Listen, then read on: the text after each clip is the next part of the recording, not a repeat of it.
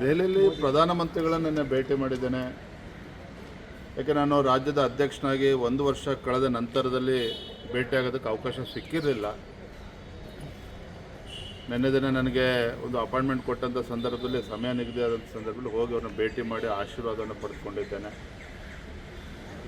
ಅಂಥ ಒಂದು ಕೆಲಸದ ಒತ್ತಡದ ನಡುವೆಯೂ ಸಹ ಸುಮಾರು 15 ನಿಮಿಷಗಳ ಕಾಲ ಭಾಳ ಸಮಾಧಾನದಿಂದ ನನ್ನ ಮಾತನ್ನು ಆಲಿಸಿದ್ದಾರೆ.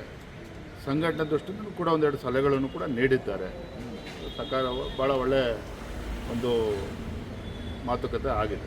ಈ ಯಡಿಯೂರಪ್ಪ ಅವರ ಬರ್ತಡೇ ಸಮಾವೇಶದ ಬಗ್ಗೆ ಏನು ಹೇಳ್ತೀರಿ ಸರ್? ರೇಣುಕಾಚಾರ್ಯ ಅವರಿಗೆ ಅಷ್ಟೇ ಪತ್ರಿಕೆ ಅಧ್ಯಕ್ಷಗಳು ಆಯ್ಕೆಯೂ ಕೂಡ ಆಗಬೇಕು, ಜಿಲ್ಲಾಧ್ಯಕ್ಷರು ಆಯ್ಕೆ ಆಗಬೇಕು.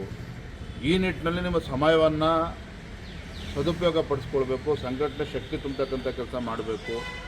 ಯಾರ ವಿರುದ್ಧ ಹೇಳಿಕೆ ಕೊಡೋದಾಗಲಿ, ಹುಟ್ಟುದಬ್ಬ ಮತ್ತೊಂದು ಯಾವುದು ಕೂಡ ವಿಚಾರ ಚರ್ಚೆ ಮಾಡ್ತಕ್ಕಂಥ ಪ್ರಶ್ನೆನೇ ಇಲ್ಲ. ಅದ್ರ ಬಗ್ಗೆ ನಾವು ಯಾರು ಸದ್ಯಕ್ಕಂತೂ ಆಲೋಚನೆ ಮಾಡಿಲ್ಲ. ಸಂಘಟನೆ ಬಲಪಡಿಸಬೇಕು, ಸಂಘಟನಾ ಪರವಾಗಿ ನಡೀತಾ ಇದೆ. ಆ ನಿಟ್ಟಿನಲ್ಲಿ ಎಲ್ಲರೂ ಕೂಡ ಸಹಕಾರ ನೀಡಬೇಕು ಅಂತೇಳಿ ಎಲ್ಲರೂ ಕೂಡ ನಾವು ವಿನಂತಿ ಮಾಡ್ತೀವಿ. ರಾಷ್ಟ್ರೀಯ ನಾಯಕರನ್ನ ಕೇಳ್ತೀವಿ, ಜೊತೆಗೆ ಯಡಿಯೂರಪ್ಪನವರ ಮಾಡ್ತೀವಿ ಅಂತ ಹೇಳ್ತೀವಿ. ಯಾವುದೋ ಪ್ರಶ್ನೆನೆಲ್ಲ ಇದು ಚರ್ಚೆನೂ ಆಗಿಲ್ಲ, ಇದ್ರ ಬಗ್ಗೆ ಚರ್ಚೆನೂ ಆಗಿಲ್ಲ. ಅದನ್ನು ಸ್ಪಷ್ಟಗೊಳಿಸಿದ್ದೇನೆ. ಸಂಘಟನಾ ಪರ್ವ ನಡೀತದೆ, ಅದ್ರ ಬಗ್ಗೆ ಚರ್ಚೆ. ಅದ್ರ ಬಗ್ಗೆ ನಾವು ಚರ್ಚೆನೇ ಮಾಡಿಲ್ಲ ರೀ. ಯಡಿಯೂರಪ್ಪನವರ ತಂದೆಯವರ ಹುಟ್ಟುಹಬ್ಬ ಆಚರಣೆ ಮಾಡಬೇಕಿದೆ, ಅದ್ರ ಬಗ್ಗೆ ನಾವು ಚರ್ಚೆನೇ ಮಾಡಿಲ್ಲ.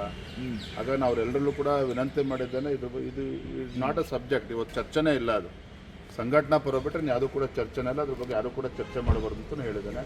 ಆ ದಿಕ್ಕಿನ ಯೋಚನೆ ಕೂಡ ಮಾಡಿಲ್ಲ. ಯೋಚನೆ ಮಾಡಿದಾಗ ತಿಳಿಸ್ತೀನಿ. ಕೊನೆಯದಾಗಿ ಮೊನ್ನೆ ಯತ್ನಾಳ್ ಅವರು ಒಂದು ರಮೇಶ್ ಜಾರಕಿಹೊಳಿ ಒಂದು ಸ್ಟೇಟ್ಮೆಂಟ್ ಮಾಡಿದರು, 2ನೇ ಹಂತದಲ್ಲಿ ವಕ್ಫ್ ವಿರುದ್ಧದ ಹೋರಾಟವನ್ನು ನಾವು ಮಾಡ್ತೀವಿ ಅಂತ. ಅದ್ರ ಬಗ್ಗೆ ಏನು ಹೇಳ್ತೀರಿ ಸರ್? ಮಾಡಲಿಲ್ಲ, ಅವ್ರು ಏನು ಹೇಳಿದ್ರೆ ನನಗೆ ಗೊತ್ತಿಲ್ಲ. ಡಿಸೆಂಬರ್ 26, 27 ನಾನು ಹೇಳಿದಲ್ಲ, ನಾನು ರಾಜ್ಯದ ಅಧ್ಯಕ್ಷನಾಗಿ ಎಲ್ಲರಲ್ಲೂ ಕೂಡ ನಮ್ಮ ಪಕ್ಷದ ಎಲ್ಲ ಹಿರಿಯರಲ್ಲಿ ನಾನು ವಿನಂತಿಯನ್ನು ಕೂಡ ಮಾಡಿದ್ದೇನೆ.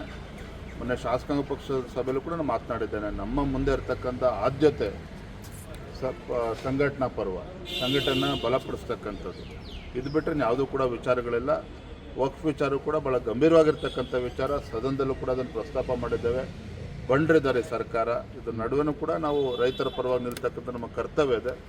ಅದ್ರ ಕಡೆನೂ ಕೂಡ ಗಮನ ಕೊಡ್ತೀವಿ.